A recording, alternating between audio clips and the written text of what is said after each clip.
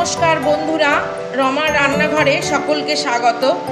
এখন দেখুন এই গরম পড়ছে, আস্তে আস্তে শীত তো চলেই গেল, এবার গরম পড়ছে। এবার গরমের দিনে একটু হালকা রান্না খেতে খুবই ভালো লাগে।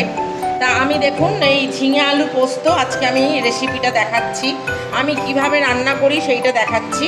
এই দেখুন আমি ঝিঙে সুন্দর, এখন বাজারে খুব কচি কচি ঝিঙে উঠেছে।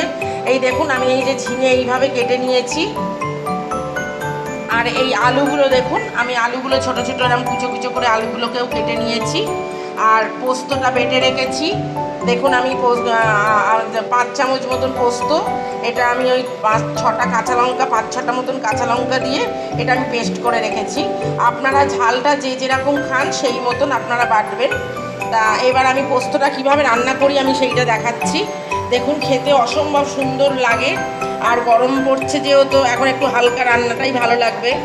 তা দেখুন আমি কড়া বসিয়ে দিয়েছি, কড়াইতে আমি তেল দিয়েছি 2 টেবিল চামচ মতন। এটা সর্ষের তেলেই করতে হবে রান্নাটা, তাহলে টেস্টটা খুব ভালো হবে। তা দেখুন একটু কালো জিরে দিচ্ছি ফোড়নে। আমি ঠিক যেভাবে করছি রান্নাটা, যেভাবে দেখাচ্ছি আপনারা ঠিক এইভাবে করবেন, করে খাবেন, খেতে অসম্ভব সুন্দর হয় আর খুব ভালো লাগে। এই ভাত, রুটি, পরোটা, লুচি সবের সাথেই খুব ভালো লাগে। দেখুন আলুটা আমি দিয়ে দিচ্ছি,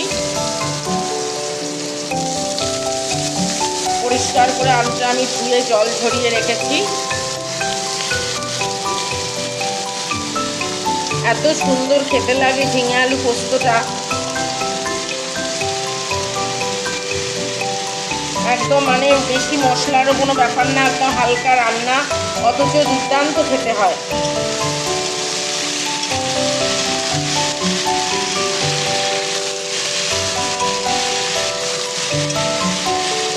এবার দেখুন আমি ঝিঙেগুলো দেবো, আলুটা একটু তেলে নাড়াচাড়া করে নিলাম, এবার ঝিঙেগুলো দেবো।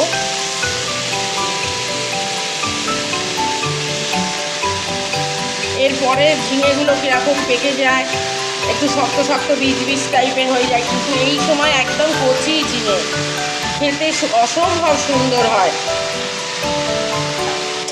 এই সময় এইটা খেতে হয়, ঝিঙে আলু পোস্ত খুব সুন্দর খেতে লাগে।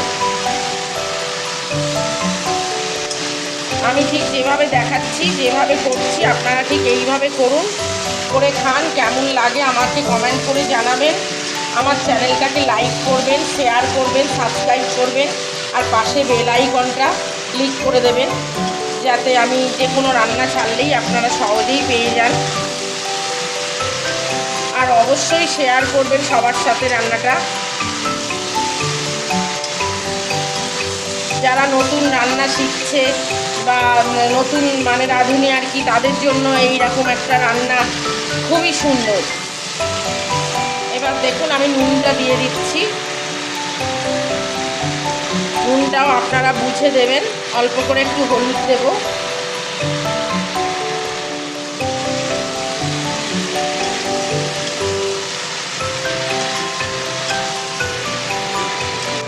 এবার দেখুন আমি অল্প করে একটু জল দিয়ে দিচ্ছি, দিয়ে এটা চাপা দিয়ে দেব।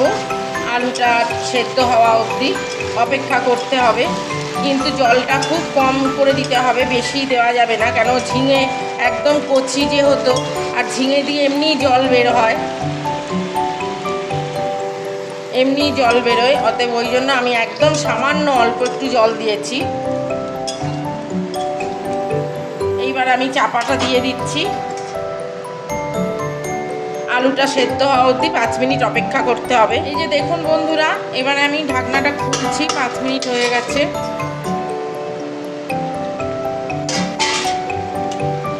এই যে দেখুন জলটাও শুকিয়ে গেছে, আর এই আলুগুলোও দেখুন আমার একদম নরম হয়ে সেদ্ধ হয়ে গেছে। এবারে আমি এর মধ্যে পোস্তটা দিয়ে দিচ্ছি।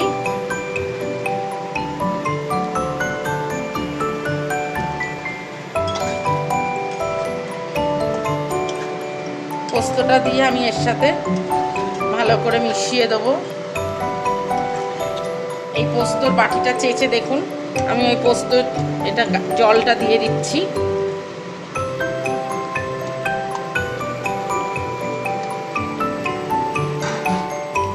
কত সুন্দর দেখুন এটা দেখতে হয়েছে তরকারিটা, আর খেতেও অসাধারণ হয়। আর লাস্টে সব শেষে আমি যেটা দেব সেটার জন্য স্বাদটা আরও বাড়িয়ে দেবে তরকারির। দেখুন একদম আমার এটা হয়ে গেছে। এবার সব শেষে দেখুন আমি যেটা দিচ্ছি সেটা হচ্ছে কাঁচা সর্ষের তেল। ওপর থেকে দেখুন আমি একটু ছড়িয়ে দিচ্ছি। এটার জন্যে টেস্টটা আরও দ্বিগুণ বেড়ে যাবে।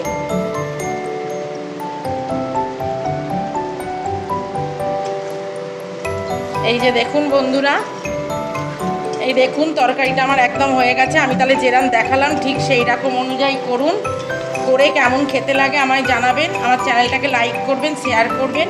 আজ তাহলে এই পর্যন্ত, নমস্কার।